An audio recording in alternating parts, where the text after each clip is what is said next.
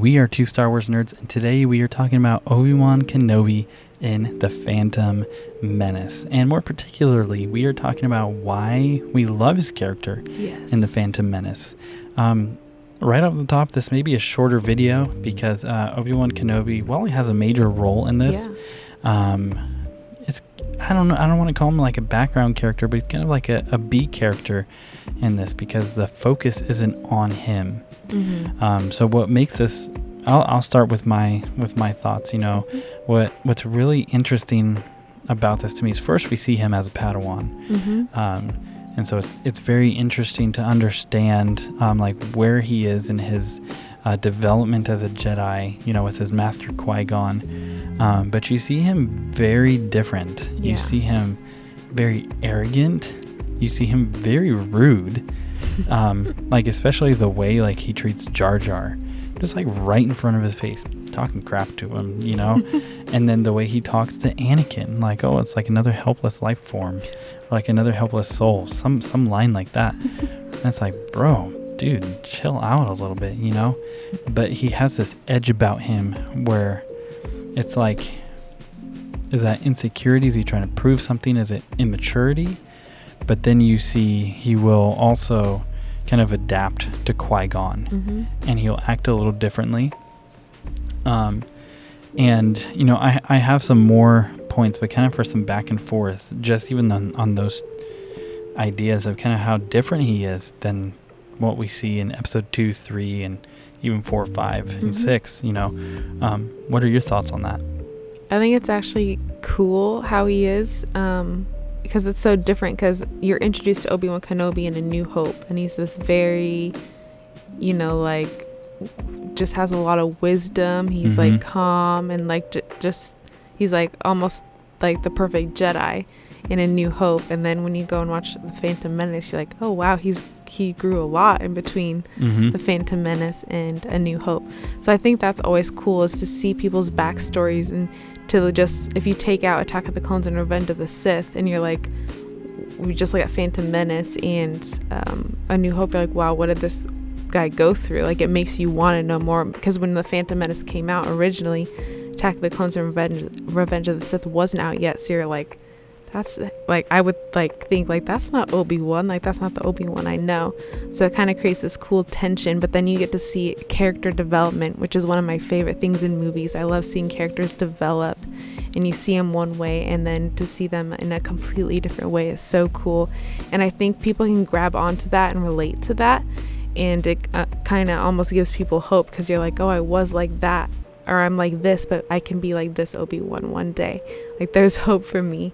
So that's why I really like the foundation, I guess, the Phantom Menace sets for Obi-Wan in particular, because you see kind of a beginning story, and I know where it's heading, and so you get to see that transformation, and you get to see him develop from a Padawan to a Jedi Master, which is super cool. Some of my favorite moments why I love Obi in A Phantom Menace is obviously the Duel of Fates. Like, for sure. I mean, we've got to talk about that. Like, that's super cool. And I think, even though I think he is mean to Jar Jar and Anakin, like, the lines kind of make me laugh. I don't know if that's wrong. Oh, it makes me laugh too. Because I'm not expecting it. I'm like, that's Obi-Wan Kenobi, you know? So I just think his character is actually funny, really funny in Phantom Menace. And I like his relationship with Qui-Gon. Like, you can definitely see he loves Qui-Gon. So there's a lot of really good stuff in Phantom Menace with Obi-Wan. But like you said in the beginning, he's not like a main character through it all. I mean, he's in the intro, which is like right off the bat, he starts in a really cool intro scene with Qui-Gon, and you know, they fight on the ship, so that's cool. But yeah, you don't see a lot of him, but what you do see of him is very important for his character development later on. Yeah, and you know, you brought up a lot of really good points, and one I loved is even you get to see the beginning stages of the transition to the Obi Wan Kenobi that we all know and love. Iconic. And one thing that's really interesting to me is this sets up a good foundation for his relationship with Anakin. Yeah. I think in two ways. The first being that you see how he looks up to Qui-Gon. He esteems him. He models his garments after him, as a sign of respect and honor. Even his lightsaber hilt, all the stuff. Like he's basically acknowledging and being like, Qui-Gon, I want to be like you. Right. I see you as my Jedi master, and I want to learn from you.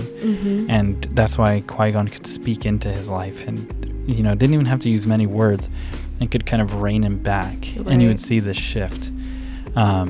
And then when it translates to his relationship with Anakin, it's not really that way.